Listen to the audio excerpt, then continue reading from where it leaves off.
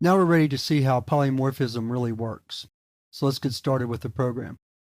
You'll notice that I have the ArrayList class imported at the top of this program. We're going to use that to create a collection of shapes. So let's start off with that. So we're going to write ArrayList shape. We'll call our ArrayList shapes equals new ArrayList shape, open close parentheses. Now let's create a couple of shapes. Circle C1 equals new circle 10, 25. And then rectangle R1 equals new rectangle 50, 50, 10, 20. Now let's add those objects to our array list. So we're going to add C1. And then shapes add R1. Now we're ready to demonstrate how polymorphism works. We're going to write a loop to loop through the array list. So let me write that part of it first before I go on with my explanation. Now to get an item out, we can't call it by its type. In other words, we can't call C1 by circle type or even specify C1. All we can do is make a get to the shapes array list. So what we're going to do is we're going to write shapes get sub I dot draw. Now the difference between this program and the program we wrote before is that shapes.get sub I is not specifying the exact type or the exact class. The compiler has to figure that out. So the first thing it does is it sees the method draw. Then it sees that we're calling draw on this object.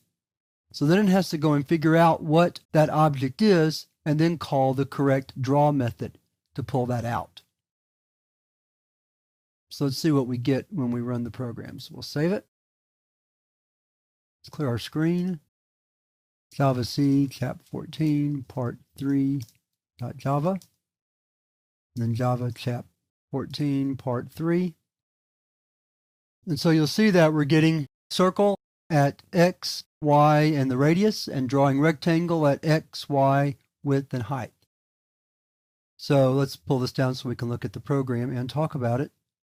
So through polymorphism, the compiler knows which draw method to call by determining the type after it's retrieved from the shapes.get call. And that's what polymorphism is. It's not a technique you'll use all the time with object-oriented programming. To be honest, the real advantage of object-oriented programming is mostly just being able to create your own user-defined types.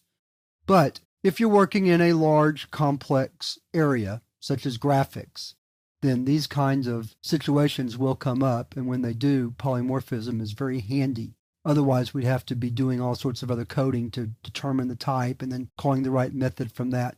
So it's a lot easier to use polymorphism in this way. So now that we've shown you how polymorphism works, in the next lesson we're going to move a little bit away from polymorphism and talk about something called an abstract class. And what that means is that an abstract class is a class that is never actually instantiated, but that we use it as a basis to create other classes. The shape class is an excellent example of what an abstract class should be, because we don't normally want to implement a shape, we want to implement a type of shape, a circle, a rectangle, a square, or whatever.